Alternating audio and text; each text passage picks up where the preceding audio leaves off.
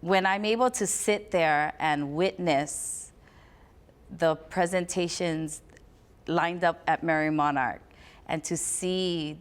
Kumu Hula that I remember growing up and watching and admiring take the stage, and new Kumu Hula from Kumu Hula who have passed the torch down to them take the stage, I'm just amazed and so proud, I think, to be able to witness these performances and these perpetuations of our culture take form in whatever direction, you know, these Kumu Hula decide to present on stage. And for me, a trophy is always exciting and fulfilling, but I think just the whole belonging, I think, to the event itself and to this group of colleagues that I am able to surround myself with and call fellow Kumu Hula.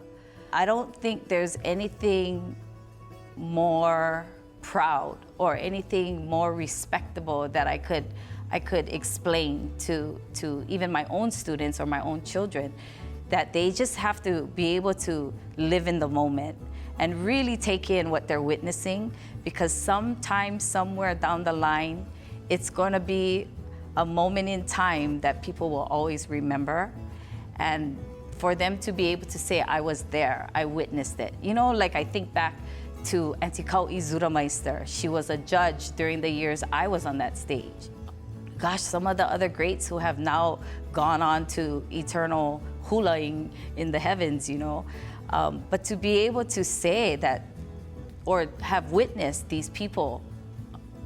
and their dedication to hula and everything they had brought to what we call hula today, I mean, it kind of scares me, because I don't know if the dancers of this generation actually realize, you know, the impact that these people have had at Merrie Monarch. I mean, even Auntie Dottie being behind the scenes, you know, to see Auntie Luana have to continue what she and Uncle George started and bring Merrie Monarch to where it's at today and try to keep it preserved in the form that her mom and Uncle George had wanted it to be.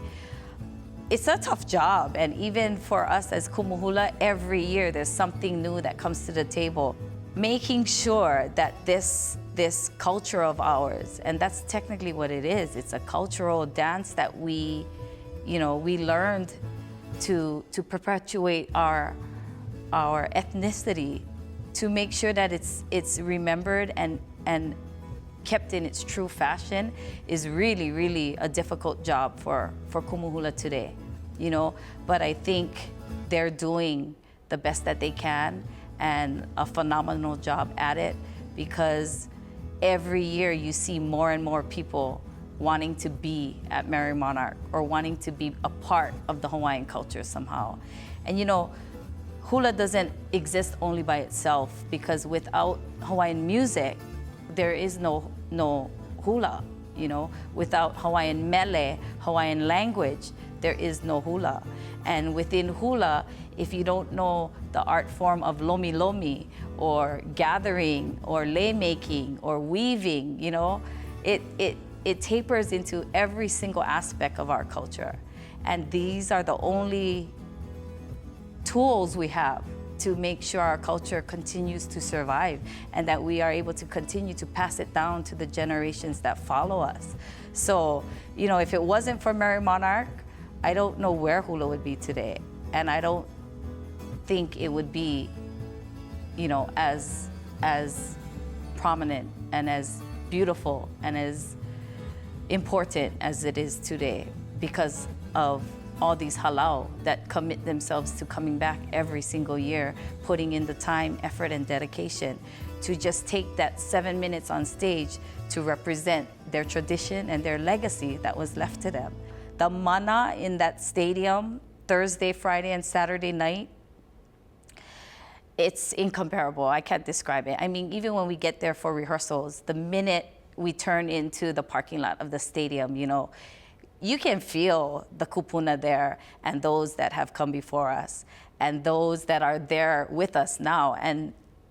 all of us understanding the huge kuleana, the responsibility that we have to make sure that what goes on that stage is nothing but the best. And you know, if you have